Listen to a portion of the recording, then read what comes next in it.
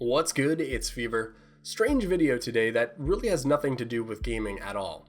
I'm going to share something about myself that might also resonate with certain people. About 9 years ago, I was sitting with some friends. We were just shooting the shit about an old basketball coach that we had, and I had a bit of a 40-year-old virgin bag of sand moment.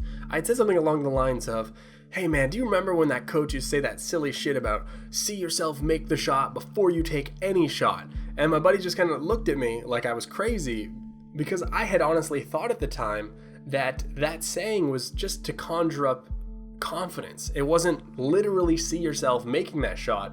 And my friends just kind of looked at me and was like, yeah, we did that. It improved our game. It helped us make more shots. And the conversation, because we were a bunch of stoners, kind of went into the realm of thought and visualization. And I learned that there are people who actually conjure up images in their mind. And I've learned since then that they're more common than people who don't. Some can create vivid, detailed images that they can manipulate at will, and some create static or movie-like clips in their head, and some create images that are just blurry or feel a little bit more like watercolor paintings. And through the years, when I've talked to people about this, there really does exist, or seem to exist, a spectrum of people from, the one end who can create and manipulate these images all the way to the other end of people like me who can't. I would say that I have zero visualization ability. And the title of the video is a bit of a reference not only to what I experienced, but to what I typed into Google the next day after that conversation 9 years ago. But it's also a reference to the ugly salmon-colored website that popped up and made me feel just a little bit less alone. Now, I'll be honest, when I was sort of figuring all this out, I had a bit of a meltdown. I realized that people actually can recall the faces of people they've met before. They can recall the faces of loved ones that might have passed. When they say things like, "Can you imagine that?" or "Imagine this," they mean it. I've never undressed someone with my eyes, and reading a book is very sterile. I don't create an environment in my head. If I read about a character, even with a description, I have no idea what they're going to look like outside the facts on the page, and it's made me enjoy reading things that aren't based in story, but instead based in fact or thought. I'd rather read Marcus Aurelius's Meditations than Game of Thrones, and as much as I try to read something like Game of Thrones or Lord of the Rings, I really just can't get into it, and I've never been able to get into story-based writing. And the cause of that meltdown is I felt broken, right? There are things that I could not do that others can. Now, the reaction that I get when I talk to people about this is also pretty crazy, and usually it's one of three reactions. What I found most common is for some reason people try to argue you or refute you. They'll tell me that it isn't as I'm telling it. They say that I am embellishing, or that my visualization ability isn't any worse than anybody else's. It's just a terminology issue, that it's no big deal. It's just a hard phenomena to explain, but we all have the same capacity. And then on the other hand, I'll get people that are like, "Whoa, that's like exactly like me. I don't see anything. Do people actually see things?" And then you'll get another person who kind of empathize or sympathize with you, and they're just like, crazy, like, wow, that's nuts. How do you do this? How do you do that? Do you do this? Do you do that? And as it interests them, they ask a lot of questions, and that's usually the way that I've learned about some of the differences.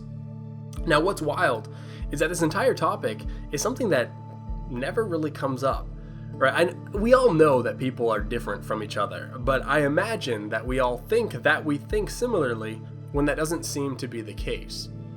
Dreaming and on-the-spot thought, which kind of rhymes, are also quite strange. I dream very rarely, and the experience is really awkward. I go to sleep, I wake up, and then I seem to have a new memory in my head that just doesn't make sense. And that's how I know that I dreamed. There's no in-the-moment experience in the dream. I can't alter the dream in any way. The experience of flying never exists. There's no nightmares, which is kind of cool. But that's about as far as it goes. As for on-the-spot thought, if somebody asks me a question, it kind of is strange. It just sort of comes out.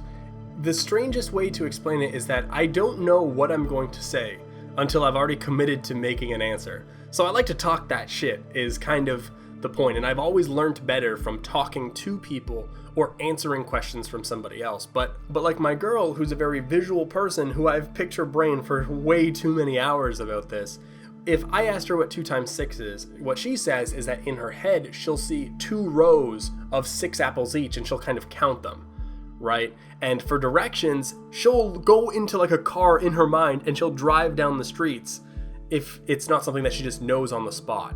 It's just kind of wild how two completely different methods to get to an answer can kind of work. And in the time since I've known about all of this, I have done a lot of meditating. I have taken a lot of hallucinogens, I've taken a lot of psychedelics, and besides some weird fractals, there's no real alteration in perception or visualization for me. And it's just crazy how we think that others are exactly as we are because that's all we know. I've heard people that seem to have like an inner voice, like an inner monologue, or they can conjure up the feeling of a certain taste or a smell or a sound in their head, which is just even crazier to me. But I guess it's no more wild than what's more talked about, those weird medical phenomena where people can hear food or taste sound. But here's the thing. I'm intelligent. I learn quick. I was in a gifted school, not herder, but smart people for most of my schooling. I'm incredibly athletic. I have great hand-eye coordination. My memory is great in reference to facts and individual things worth noting. And this drives wifey up the wall because I can remember conversations exceptionally well. The real downside is that I have to place importance on something to remember it. If I don't consciously make an effort to notice something, it's almost as if it didn't happen. This isn't about a pity party. I don't feel broken anymore. The brain is messed up. People are so different from each other. Dwelling on something like this is silly.